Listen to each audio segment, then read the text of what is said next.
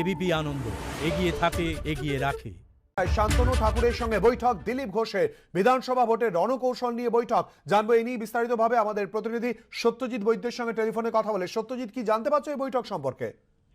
তো তুমি জানো যে শান্তনু ঠাকুর ইতিমধ্যে বেশ কয়েকদিন আগে তিনি যেমনটা জানিয়েছিলেন যে সিএ যে বিলম্ব, সিএ চালু হওয়া নিয়ে যে বিলম্ব, সেই নিয়ে তিনি মত প্রকাশ করেছিলেন এবং কিছুটা অন্য কথা বলেছিলেন, যার পরিপ্রেক্ষিতে এই বৈঠকে কিন্তু আলোচনা হয়েছে। এবং দিলীপ ঘোষ তিনি যেমনটা জানিয়েছেন যে শান্তনু ঠাকুরের কাছে মতামত জানতে চাওয়া হয়েছিল সিএ নিয়ে।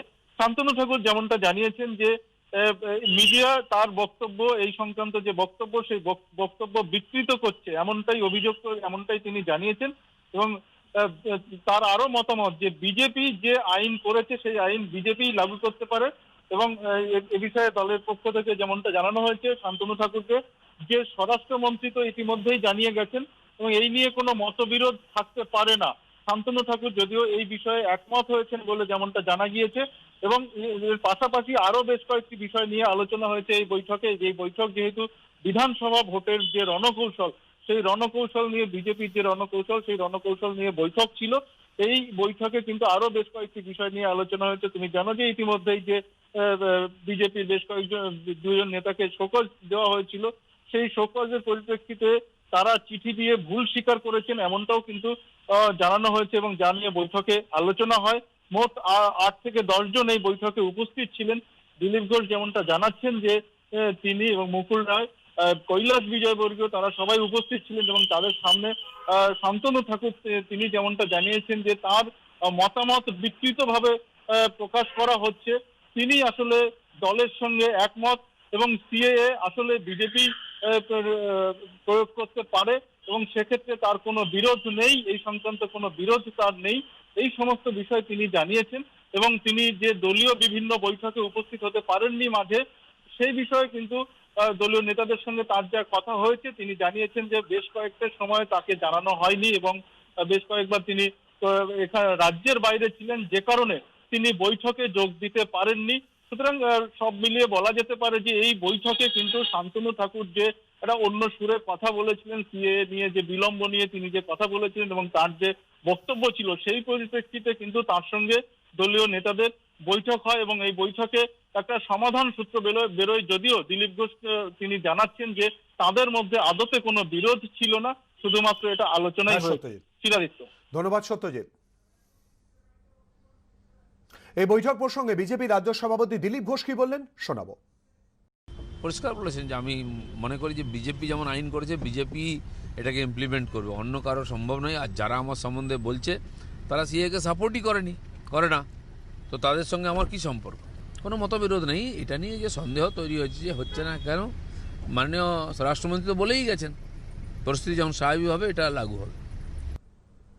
কলকাতায় দিলীপ ঘোষের সঙ্গে শান্তনু ঠাকুরের বৈঠক হয়েছে। এর আগে তিনি বলেছিলেন যারা সিএ সমর্থন করে না তাদের কাছে যাব কেন, তৃণমূলে ফেরার জল্পনা উড়িয়ে জানিয়ে দিয়েছিলেন শান্তনু ঠাকুর। তবে এই ইস্যুতে এখনো অসন্তুষ্ট বনগাঁ বিজেপি সাংসদ, তাকে ফের তৃণমূলে আসার আহ্বান জানিয়েছেন জ্যোতিপ্রিয় মল্লিক, জানিয়ে কটাক্ষ করেছেন দিলীপ ঘোষ। अभी सीए के रूल्स बनना भी बाकी है और बिकॉज ऑफ कोरोना इतना बड़ा अभियान चल नहीं सकता, इसलिए जब टीका लगने की शुरुआत हो जाएगी और कोरोना की साइकिल टूटेगी, इस पर हम जरूर विचार करेंगे। আমাদের ভারত সরকারের কাছে দাবি এবং আমরা প্রেসার দেবো ভারত সরকারকে একটাই কারণে, যে কবে সিএ সোসাইটিতে ইমপ্লিমেন্ট হচ্ছে এবং কাদের কারণে সিএ ইমপ্লিমেন্ট করা যাচ্ছে না। সিএ কার্যকর না হওয়ায় মোদী সরকারের বিরুদ্ধে সরাসরি ক্ষোভ উগরে দিয়েছেন বনগাঁর বিজেপি সাংসদ শান্তনু ঠাকুর। কিন্তু এর জেরে কি আবার তৃণমূলে ফিরতে পারেন তিনি? সেই জল্পনা উস্কে দিয়েছেন খোদ শান্তনুই। যদি আমার মনে হয় কমিউনিটির স্বার্থে আমার ওই কাজটা একদম তাদের ফেভারে হবে বা তাদের পক্ষে যাচ্ছে, অবভিয়াসলি আমি আগামী দিনে ভাববো। আর যেখানেই থাকবো আমি আমার কমিউনিটির পাশে, কমিউনিটিকে নিয়েই থাকবো। শান্তনু ঠাকুর ইঙ্গিত দিতে তা কার্যত লুফে নিয়েছে তৃণমূল। শান্তনু ঠাকুরকে সরাসরি দলে আসার আহ্বান জানিয়েছেন তৃণমূলের জেলা সভাপতি এবং রাজ্যের মন্ত্রী জ্যোতিপ্রিয় মল্লিক। চেষ্টা করছি, আমরা বলেছি, আমরা অ্যাপিল করেছি শান্তনু ঠাকুরকে। আমি নিজে বলেছি যে যদি লড়াই করতে চান আসুন, মমতা ব্যানার্জির প্ল্যাটফর্মে আসুন। যেহেতু শান্তনু ঠাকুর একটা সমাজের প্রতিনিধি, সেই সমাজের প্রচুর লোক আছেন, তারা এর দ্বারা উপকৃত হবেন, তারা বিশ্বাস করেন ভারতীয় জনতা পার্টি এটা করবে, তো তারা স্বাভাবিক আগ্রহ করছেন, জিজ্ঞেস করছেন কবে হবে। তিনি নেতা, আর জ্যোতিপ্রিয় মল্লিক যদি আহ্বান করেন শান্তনু ঠাকুর সংঘাধিপতি, উনি সব জায়গায় যেতে পারেন, আর আশীর্বাদ নিয়ে যদি পাপস্খলন করতে চান ডাকুন ওনাকে, আমরা আপত্তি নেই। তৃণমূলে থাকাকালীন যার সঙ্গে শান্তনুর বিবাদ ছিল চরমে, সম্পর্কে জেঠিমা সেই মমতাবালা ঠাকুরের গলাতেও এখন কার্যত আপোষের সুর। এটা পার্টির ব্যাপার, শুনি ব্যক্তিগত তার সাথে ফ্যামিলি ম্যাটারে তার নীতির সঙ্গে আমার মেলে না বলে প্রতিটা সংসারে হতে পারে, কিন্তু যখন একটা পার্টির ব্যাপার হয় তখন পার্টি ডিসিশন নেবে যে এটা সে থাকবে কি থাকবে। কিন্তু সোমবার আবার তৃণমূলে ফেরার প্রশ্নে ইঙ্গিতপূর্ণ মন্তব্য করেছেন বিজেপি সাংসদ শান্তনু। সিটিজেনশিপ অ্যামেন্ডমেন্ট অ্যাক্ট সেটা যাতে আমার মানুষের পক্ষে, ৭১-এ আসা মানুষের পক্ষে যাতে সেটা ফেভারে যায়, তার পক্ষে আমাদের আন্দোলন। তা যারা এর সমর্থনই করছে না সেখানে আমার যাওয়ার প্রশ্ন আসে কি করে? তারা বলুক তারা সিএর সমর্থন করছে, তারপরে আমরা দেখছি কি করা যায়। সিএর সমর্থন করুক আগে।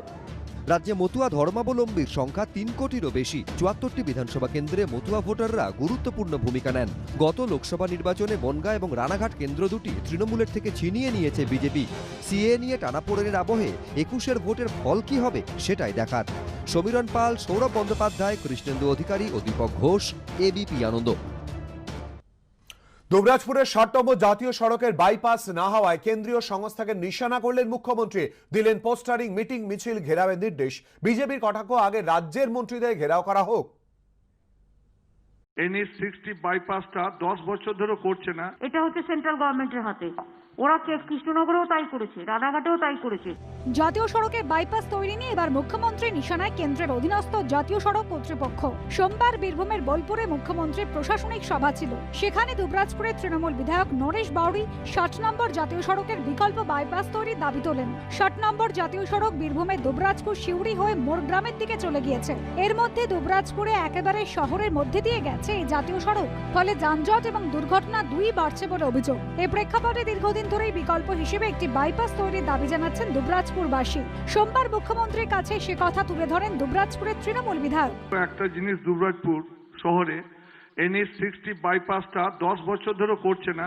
বিষয়টি শুনেই কেন্দ্রের বিরুদ্ধে ক্ষোভ উগরে দেন মমতা বন্দ্যোপাধ্যায়। ওদের এটা ডেলিভারেট বলবে কি করবে, ওই রাস্তায় না ভালো করে পোস্টার লাগাবে, লাগিয়ে বলে কেন্দ্রীয় সরকারের এই রাস্তাটা কেন্দ্রীয় সরকার কেন করছে না জবাব দিন, বা না করতে পারলে রাজ্যকে দিন আমরা করে দেবো। এইটা মিছিল মিটিং করে এটাকে আওয়াজ তোলো, ঠিক আছে, ধরো এটাকে।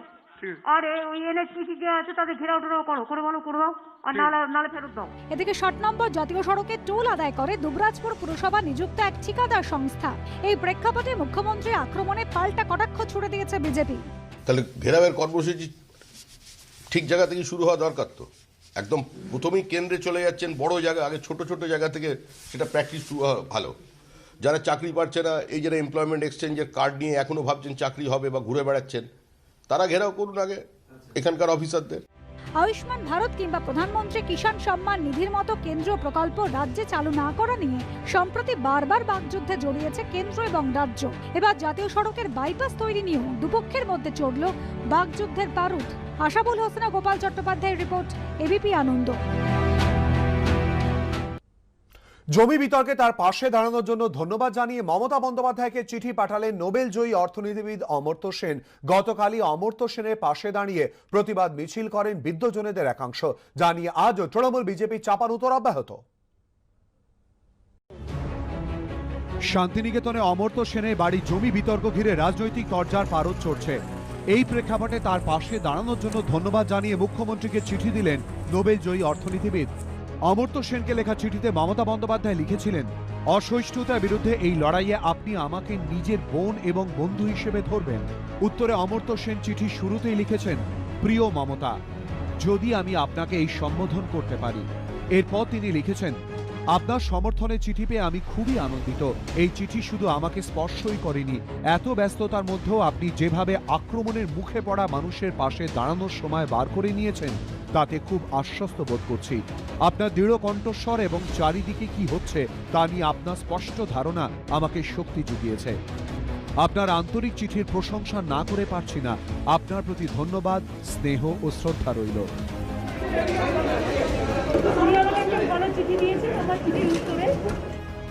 সম্প্রতি একটি মহল থেকে দাবি করা হয়, অমর্ত্য সেনের বাড়ি প্রতিটির কিছুটা অংশ বিশ্বভারতীর এখতিয়ারভুক্ত। এই খবর সামনে আসার পরই তৈরি হয় বিতর্ক। আইনি পথে যার মোকাবিলা করার কথা জানান অমর্ত্য সেন। ওদের যদি সত্যি করে কমপ্লেন থাকতো তাহলে আমাকে চিঠি লিখবেন, এই জমি এই মাপ আপনি কি করে জানলেন যে 50 বছর বাদে আবিষ্কার করেছেন যে কিছু গন্ডগোল আছে? কি করে আবিষ্কার করলেন? প্রমাণ কি? আপনাদের কি কাগজ আছে এই বিষয়ে আমাদের? আমি বলছি আমার লয়ারকে বলেছি যে আমি এখন কিছু করছি না, কিন্তু আমি নিশ্চয়ই করব। যখন ওরা এই বিষয়ে খোলসা করে আমাদের জানাবেন যে ওদের বক্তব্যটা কি। কিন্তু এই ইস্যুতে নোবেলজয়ী অর্থনীতিবিদকে আক্রমণ করেছে বিজেপি। যদি মনে হয় বিশ্বভারতী ওনাকে বেআইনি নোটিশ দিয়েছে, ওনার কোর্টে যাওয়া উচিত, বিশ্বভারতীকে লেখা উচিত। ওনার কথাবার্তার সঙ্গে ভূমি মাফিয়াদের কথাবার্তা মিলিয়ে যাচ্ছে। রবিবার অমর্ত্য সেনের পাশে দাঁড়িয়ে কলকাতায় মিছিল করেন বিদ্বজনেরা। জানিয়েও কার্যত হুঁশিয়ারি সুর শোনা গিয়েছে বিজেপির গলায়। আজকে অমর্ত্য বাঁচাও নয়, মমতা বাঁচাও আন্দোলন চলছে। যে বুদ্ধিজীবীরা এই মমতা ব্যানার্জির পক্ষে দাঁড়াচ্ছেন তারা আগের কথা ভেবে চিন্তা ভাবনা করুন, সাধারণ মানুষের ইচ্ছার বিরুদ্ধে কিছু করতে যাবেন না। এই প্রেক্ষাপটে সোমবার বোলপুরে গিয়ে ফের বহিরাগত অস্ত্রে বিজেপিকে নিশানা করেছেন মুখ্যমন্ত্রী। অমর্ত্য সেনের মতো মানুষ বা যারা নোবেল প্রাইজ পেয়েছে, অভিজিৎ বিনায়ক থেকে শুরু করে সবাই, মাদার থেকে শুরু করে, আমরা মনে করি ওনাদের একটা সমাজে ঐতিহ্য আছে, সারা পৃথিবীর মানুষ তারা চেনে। আর কে কি আদর্শ নিয়ে কথা বলবে এবং কে কিভাবে কথা বলবে, এটি absolutely there freedom of choice. Target তো সবাইকে করা হয়েছে, সবচেয়ে বড় টার্গেট তো আমি নিজেই। আর আমার patient as educationist targeted not only he, there are so many other educated persons also. এই জমি বিতর্কে এখনো পর্যন্ত বিশ্বভারতী বিশ্ববিদ্যালয় কর্তৃপক্ষের কোনো প্রতিক্রিয়া মেলেনি। কৃষ্ণেন্দু অধিকারী, আশাবুল হোসেন ও আবির দত্ত, এবিপি আনন্দ। কাল রাজভবনে গিয়ে রাজ্যপালের সঙ্গে সাক্ষাৎ আর আজ দিল্লিতে অরাজনৈতিক অনুষ্ঠানের এক মঞ্চে অমিত শাহ ও সৌরভ গঙ্গোপাধ্যায় ফের ভারতীয় ক্রিকেটে দাদার রাজনীতিতে যোগদান নিয়ে জল্পনা তুঙ্গে, যদিও এ নিয়ে জল্পনা উড়িয়ে দিয়েছেন সৌরভ গঙ্গোপাধ্যায়। ভারত অস্ট্রেলিয়া তৃতীয় টেস্ট চলছে মেলবোর্নে, কিন্তু সোমবার সকাল থেকে চর্চার কেন্দ্রবিন্দুতে রইল দিল্লির ফিরোজ শাহ কোটলা সৌজন্যে এই ছবি। বিজেপি নেতা ও প্রাক্তন কেন্দ্রীয় মন্ত্রী অরুণ জেটলির মূর্তি উন্মোচনের অনুষ্ঠানে পাশাপাশি কেন্দ্রীয় স্বরাষ্ট্রমন্ত্রী অমিত শাহ এবং বিসিসিআই সভাপতি সৌরভ গঙ্গোপাধ্যায়, পাশে বিসিসিআই এর সচিব তথা অমিত শাহর ছেলে জয় শাহ এবং কেন্দ্রীয় প্রতিমন্ত্রী অনুরাগ ঠাকুর। বক্তব্যের শুরুতে অমিত শাহর মুখে উঠে এলো ভারতের প্রাক্তন অধিনায়কের নাম। सौरव आने वाले थे, गंभीर भी है। फिर मैं अपने आप को रोक नहीं पाया, मुझे भी मोह हो गया कि अरुण जी की प्रतिमा का अनावरण है तो ये मौका मुझे ही लेना चाहिए, इसलिए मैंने तत्काल हाँ बोला। সৌরভ গঙ্গোপাধ্যায়ের রাজনীতিতে আসা নিয়ে বিভিন্ন মহলে এখনো জোর জল্পনা চলছে। কয়েক মাস আগে রাজ্য সফরে এসে এই প্রশ্নের জবাবে ইঙ্গিতপূর্ণ উত্তর দেন অমিত শাহ। दो नाम लेके बंगाल में चर्चा चल रहा है जोर शोर से, एक क्रिकेटर सौरभ गांगुली और एक तृणमूल के नेता और मंत्री शुभेंदु अधिकारी। अरे बहुत लंबी सूची है, दो में कहाँ अटक गए? मेरा किसी ने संपर्क नहीं करा, मगर सूची बहुत लंबी है, इतना मैं कहना चाहता हूँ। শেষবার বাংলায় এসে বিজেপির সম্ভাব্য মুখ্যমন্ত্রী পদপ্রার্থী নিয়ে জল্পনা আরো উস্কে দেন তিনি।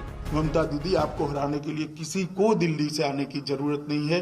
आपके सामने भी बंगाल का धरती पुत्र खड़ा रहेगा, आपके सामने ही भी बंगाल का ही आदमी लड़ेगा और आने वाला मुख्यमंत्री भी बंगाल की मिट्टी का ही मुख्यमंत्री हम बंगाल को देने जा रहे हैं। এই প্রেক্ষাপটে রবিবার আচমকায় রাজ্যপালের সঙ্গে বৈঠক করেন সৌরভ গঙ্গোপাধ্যায়, আর সোমবার অমিত শাহর সঙ্গে এক মঞ্চে। তাৎপর্যপূর্ণভাবে একই দিনে বিজেপি রাজ্য সভাপতি বুঝিয়ে দিয়েছেন সৌরভের জন্য তাদের দরজা খোলা। সৌরভ গাঙ্গুলি কি করবেন না করবেন, তিনি একজন সম্মানীয় নাগরিক, আমাদের ক্যাপ্টেন ছিলেন। আর শুধু তাই নয়, যারা সফল ব্যক্তি সমাজের সঙ্গে আছেন তাদের রাজনীতিতেও আসা উচিত। বিজেপি তৈরি আছে সবাইকে নেওয়ার জন্য আর লড়াইয়ের জন্য। উনি হোম মিনিস্টার, উনি বোর্ডের চেয়ারম্যান, তো আসতেই পারেন। তৃণমূল অবশ্য বিষয়টিতে গুরুত্ব দিচ্ছে না। আমি তো টিভিতে দেখলাম যে ভারত ভালোই খেলছে অস্ট্রেলিয়ায়, গত দু একটা আগে খারাপভাবে হেরে গিয়েছিল, এখন তো ভালো খেলছে। তাতে কোনো ইঙ্গিত হয় কিনা আমি জানি না। এটা কে কোথায় কার সাথে দেখা করলো আমাদের রাজনীতির পার্ট নয়। তার কোনোদিন কোনো কিছু ফল হলে সেটা আমাদের পার্ট, তখন জিজ্ঞেস করবেন। যাকে নিয়ে এত আলোচনা সেই সৌরভ গঙ্গোপাধ্যায় অবশ্য জল্পনায় জল ঢালার চেষ্টা করেছেন।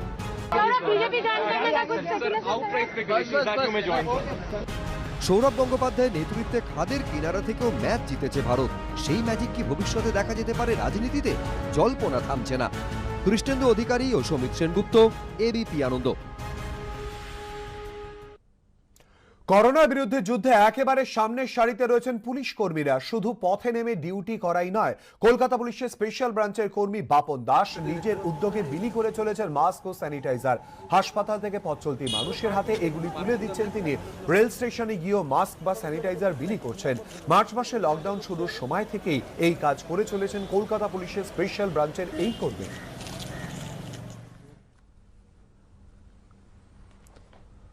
লকডাউন শেষ হওয়ার পর থেকে দেখলাম এই সকল হাসপাতালে রুগীদের যে পরিবার পরিজনরা আছে তারাও কিন্তু এই সংস্পর্শে আসতে পারে করোনার।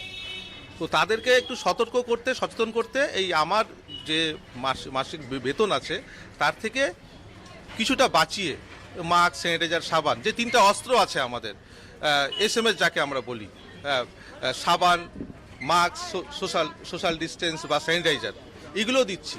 আর